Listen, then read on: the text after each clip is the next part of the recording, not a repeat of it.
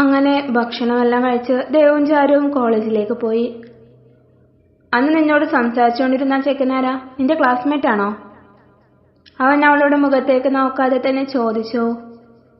അത് ഞങ്ങളുടെ ഇംഗ്ലീഷ് ഡിപ്പാർട്ട്മെന്റിലെ ലെക്ചറാണ്. സാറായിരുന്നു അവൻ.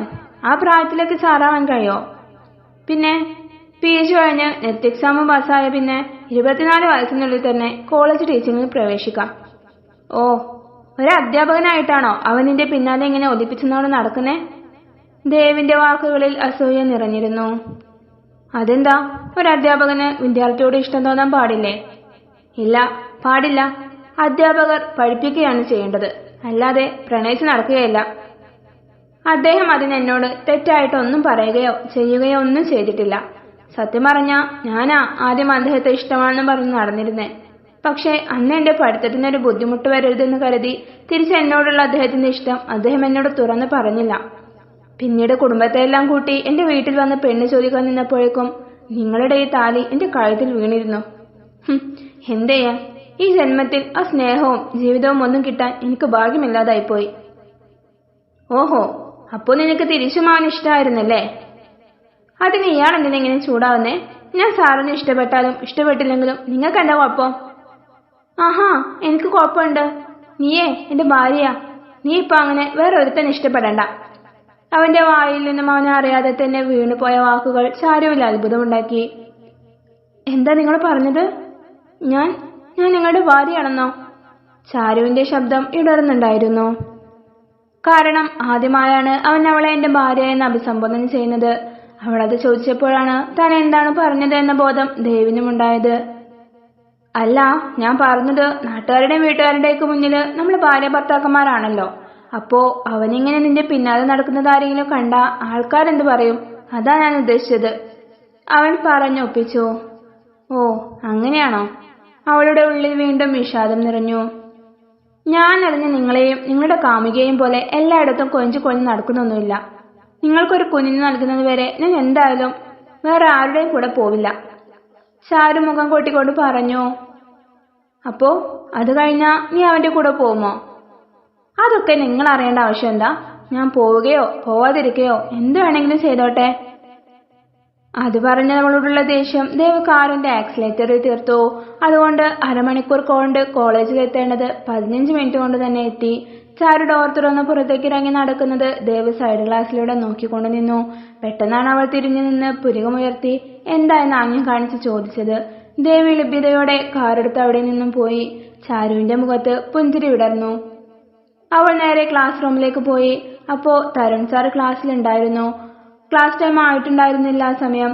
സാർ എന്താ ഇപ്പോ തന്നെ ഇവിടെ എന്ന് ഓർത്തുകൊണ്ട് അവളൊന്നും മിണ്ടാതെ ക്ലാസ്സിനകത്തേക്ക് കയറി. ഫസ്റ്റ് പീരീഡ് സന്ധ്യ മാമിന്റെ ക്ലാസ് അല്ലേ? തരുൺ സാർ എന്താ പിന്നെ ഇവിടെ? നിന്നെ കാണാൻ വേണ്ടി തന്നെ ഒരു അരമണിക്കൂറായി സാർ ഇരുത്തും തുടങ്ങിയിട്ട്. 1-2 പ്രാവശ്യം ഞങ്ങളോട് ചോദിച്ചു നീ എപ്പോഴാ വരികയെന്ന്. എന്നാലും എന്റെ ചാരു, നിന്റെ ജീവിതത്തിൽ ഇത്രയൊക്കെ കാര്യങ്ങൾ നടന്നിട്ട് ഒരു വാക്കുപോലും നീ ഞങ്ങളോട് പറഞ്ഞില്ലല്ലോ. എന്തിനാ എല്ലാവരെയും പറഞ്ഞു വിഷമിപ്പിച്ചിട്ട്? അവൾ നിർവികാരതയോടെ പറഞ്ഞു. ചാരു, നന്ദു ക്ലാസിന്റെ ജനലരികിൽ നിന്ന് അവളെ വിളിച്ചു. നന്ദു, നീ എപ്പോഴാ വന്നേ? ഞാനിതാ വരുന്ന വഴിയാ, നീ ഒന്ന് പുറത്തേക്ക് വന്നേ. ചാരു ഇരിക്കുന്നിടത്ത് നിന്നും എഴുന്നേറ്റ് നന്ദുവിന്റെ അടുത്തേക്ക് പോയി. അവളുടെ പുറകെ തരുൺ സാറും ഉണ്ടായിരുന്നു. എവിടെയായിരുന്നു നന്ദന? നിന്നെ കാത്ത് എത്ര നേരമായി ഞാൻ ഇവിടെ ഇരിക്കുന്നു. ഇവളോട് ഒറ്റയ്ക്ക് സംസാരിക്കാനുള്ള ധൈര്യമാണെങ്കിൽ എനിക്ക് കിട്ടിയതുമില്ല. തരുൺ അത് പറഞ്ഞപ്പോഴാണ് തനിക്ക് പുറകിൽ നിൽക്കുന്ന അവനെ ചാരു ശ്രദ്ധിക്കുന്നത്. ബസ് കിട്ടാൻ വൈകി, അതാ ലേറ്റായത്. സാരംഗി, എന്താ നിന്റെ തീരുമാനം? എന്ത് തീരുമാനം? എന്താ ചാരു നീ ഒന്നും അറിയാത്ത പോലെ സംസാരിക്കുന്നേ? നീയും സാറും ആയുള്ള വിവാഹം ഉടനെ നടത്തണം. അതിനെ കുറിച്ചല്ലേ സാർ ചോദിക്കുന്നേ? വിവാഹമോ? എന്റെ കഴുത്തിൽ കിടക്കുന്ന ഈ താലിയും നെറ്റിയിൽ ചാർത്തിരിക്കുന്ന സിന്ദൂരം കണ്ടിട്ട് എങ്ങനെയാ നിങ്ങൾക്ക് ഇങ്ങനെയൊക്കെ പറയാൻ തോന്നുന്നത്? ഓ, സിന്ദൂരത്തിന്റെയും താലിയുടെയും കാര്യമൊന്നും നീ പറയണ്ട. നീ ഒന്നും അറിയാതെ വന്ന് പെട്ടുപോയതാണെന്ന് പറഞ്ഞിട്ടും അയാൾക്ക് നിന്നെ അവിടെ നിന്നും പറഞ്ഞു വിടാൻ ഒരു ഉദ്ദേശം ഇല്ലേ? എന്നെ വീട്ടിൽ കൊണ്ടാക്കാന്ന് പറഞ്ഞിരുന്നു. പക്ഷേ. എന്ത് പക്ഷേ? എന്നാ പിന്നെ ഇനി ഒന്നും ആലോചിക്കണ്ട. അവിടെ നിന്റെ സാധനങ്ങൾ എന്തെങ്കിലും ഉണ്ടോ? ഉണ്ടെങ്കിൽ നമുക്ക് ഇപ്പൊ തന്നെ അവിടേക്ക് പോവാം. അതെല്ലാം എടുത്തിട്ട് അയാളെ കെട്ടി താലി അഴിച്ചു വെച്ച് എന്റെ കൂടെ വാ. ഇന്ന് തന്നെ അടുത്തുള്ള ഒരു അമ്പലത്തിൽ പോയി നിന്റെ കഴുത്തിൽ ഞാൻ താലി ചാർത്താം. തരുണിന്റെ മുഖത്ത് പ്രകാശം പടർന്നു. അതൊന്നും നടക്കില്ല സാർ. സാർ ഇതെന്തൊക്കെയായി പറയുന്നത്? എന്താ നടക്കാത്തത്? നിനക്ക് എന്നെ ഇഷ്ടമല്ലേ? സാരെങ്കിൽ പറയൂ. അയാളുടെ ശബ്ദമുയർന്നു. അല്ല, എനിക്ക് ഇത് ദേവേട്ടനെ ഇഷ്ടം. ഒരു നിമിഷം കൂടെ അദ്ദേഹത്തിന്റെ ഭാര്യയായി ജീവിക്കാൻ കഴിയണേ എന്നാ ഞാൻ പ്രാർത്ഥിക്കുന്നേ. വാട്ട് നോൺസെൻസ് ചാരു. നിനക്ക് വേദനകൾ മാത്രം സമ്മാനിച്ച അയാളെ എന്റെ തേങ്ങ കണ്ടിട്ടാ നീ ഇഷ്ടമാണെന്ന് പറയുന്നേ? എനിക്കറിയില്ല നന്ദു, പക്ഷേ എനിക്ക് അദ്ദേഹത്തെ പിരിയുന്ന കാര്യം ആലോചിക്കാൻ പോലും പറ്റുന്നില്ല. അതേക്കുറിച്ച് ചിന്തിക്കുമ്പോൾ എന്റെ ഉള്ളിൽ പിടക്കുകയാണ്. എന്ത് കാരണം കൊണ്ടാണ് ആ മനുഷ്യൻ എന്റെ ഹൃദയത്തിൽ ഇടം പിടിച്ചതെന്ന് എനിക്കറിയില്ല. പക്ഷേ ഇപ്പൊ എന്റെ ജീവിതത്തിലെ ഓരോ നിമിഷവും അദ്ദേഹം എന്റെ കൂടെ വേണമെന്ന് തോന്നുകയാണ് എനിക്ക്. നിർത്ത് നിന്റെ ഭ്രാന്തൻ വർത്തമാനം. അയാളുടെ ചോരയിൽ ഒരു കുഞ്ഞിനെ പ്രസവിച്ചു കഴിഞ്ഞാൽ വെറും കറിവേപ്പില പോലെ അയാൾ നിന്നെ വലിച്ചെറിയും. അപ്പോ നീ എന്താ ചെയ്യാ? അതുവരെയെങ്കിലും എനിക്ക് അദ്ദേഹത്തിന്റെ കൂടെ ജീവിക്കാലോ. ഇല്ല ചാരു, നിന്റെ ജീവിതം അങ്ങനെ തട്ടിക്കളിക്കാൻ ഞാൻ സമ്മതിക്കില്ല. ഞാൻ പോയി അയാളോട് സംസാരിക്കട്ടെ. ഇന്നലെ ഇവിടുന്ന് കണ്ണൊക്കെ നിലച്ച് പോകുന്നത് കണ്ടിരുന്നല്ലോ.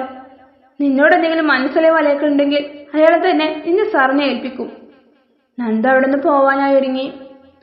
നിൽക്ക് നന്ദു, അതൊന്നും ഇനി നടക്കില്ല. ഇന്നലെ രാത്രിക്ക് മുന്നേ ആണെങ്കിൽ ചിലപ്പോ അദ്ദേഹം അത് ചെയ്തേനെ. പക്ഷെ ഇനി എന്താ ഇന്നലെ രാത്രി സംഭവിച്ചത്? പറ ചാരു, എന്താ ഇന്നലെ രാത്രി സംഭവിച്ചത് എന്ന്. അത് തന്നെ, എന്നോട് ചെയ്ത പാപത്തിന്റെ കുറ്റബോധത്തിൽ അദ്ദേഹം കഴിച്ച മദ്യം എന്നെയും അദ്ദേഹത്തെയും ഒന്നിപ്പിച്ചു എന്ന് വെച്ചാ?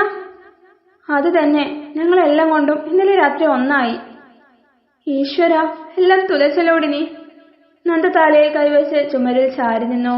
അവളുടെ വാക്കുകൾ തരുണിന്റെ ഹൃദയത്തിൽ ഇടിമിന്നലേറ്റ പോലെ ആഘാതം സൃഷ്ടിച്ചു. ഇനി പറ, ഇനിയും നിങ്ങൾക്ക് എന്നെ വിവാഹം കഴിക്കണോ? പറ. അവളോടൊന്നും പറയാൻ കഴിയാതെ തരുൺ നിശബ്ദനായി പോയി. ഇന്നലെ അയാളോട് അത്രയൊക്കെ പറഞ്ഞിട്ടും അയാൾക്ക് നിന്റെ ശരീരത്തിൽ തൊടാൻ തോന്നിയല്ലോ. ദുഷ്ടൻ. അദ്ദേഹം മനഃപൂർവ്വം ചെയ്തതല്ല, മദ്യലഹരിയിൽ സംഭവിച്ചു പോയതാണ്. ഓ, അവനെ കുറ്റം പറഞ്ഞത് പറ്റുന്നില്ലല്ലോ നിനക്ക്. നീ ഇത്ര പെട്ടെന്ന് എങ്ങനെ മാറിയത് ചാരു? എനിക്കറിയില്ല നന്ദു, എന്താ എനിക്ക് സംഭവിച്ചതെന്ന് എനിക്ക് തന്നെ മനസ്സിലാക്കാൻ പറ്റുന്നില്ല. അദ്ദേഹത്തോട് വെറുപ്പ് മാത്രം ഉണ്ടായിരുന്ന എന്റെ ഹൃദയത്തിൽ ഇപ്പൊ ആ വെറുപ്പിന്റെ ഒരു കണിക പോലും ഇല്ല. ഇന്നലെ രാത്രി അദ്ദേഹം എന്റെ ശരീരം സ്വന്തമാക്കിയതോടെ എന്റെ ഉള്ളിൽ അദ്ദേഹത്തോട് പ്രണയം തോന്നി തുടങ്ങിയിട്ടുണ്ട്. പക്ഷെ ചാരു, നാശത്തിലേക്കാണ് നിന്റെ പോക്ക്. അവനെന്നെ സ്നേഹിക്കാൻ തുടങ്ങിയ അതിന്റെ ഇരട്ടി നീ വേദനിക്കേണ്ടി വരും. അതും വളരെ കുറച്ച് മാസങ്ങൾ കൊണ്ട് തന്നെ. അതെന്താ നീ ഓർക്കാത്തത്? അതൊന്നും ഇപ്പൊ ഞാൻ ഓർക്കുന്നില്ല. അദ്ദേഹം എന്നെ വേണ്ട എന്ന് പറഞ്ഞ് അദ്ദേഹത്തിന്റെ ജീവിതത്തിൽ നിന്നും എന്നെ ഒഴിവാക്കുന്നത് വരെ ഞാൻ അദ്ദേഹത്തെ സ്നേഹിക്കും. ഒരു ഭാര്യയുടെ ധർമ്മം എല്ലാം ചെയ്ത് ഞാൻ കൂടെ നിൽക്കും. തുടരും.